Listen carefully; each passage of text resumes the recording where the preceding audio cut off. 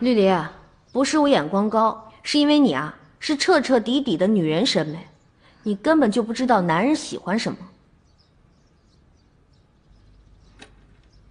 你看啊，这只就比你刚刚挑的那只好看，简单而不是大方，优雅而不失身份，重要的是，还带着一点点的骚气。骚气？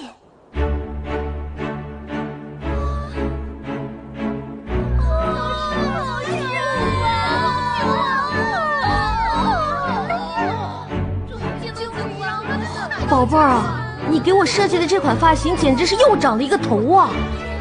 你这是让我变异的节奏啊！娘娘，什么是变异的节奏啊？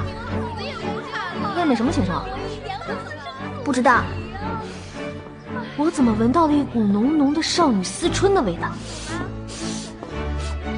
啊，九王，给娘娘请安。你怎么来了？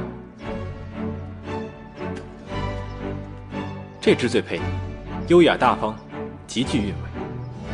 九王殿下，方才我们娘娘选的也是这一只。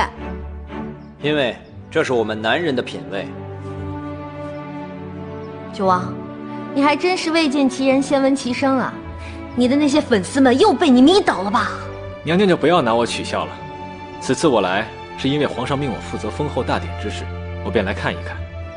刚才送来的这些东西，娘娘可还满意？满意？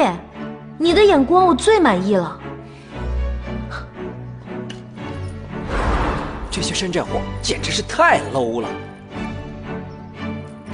人家从来没有见过这么精美的饰品哦。不过你一个大男人怎么管起了这些杂七杂八的事情啊？唉，这是皇上的旨意，让我掌管宫中内务，所以我才来负责封后大典了。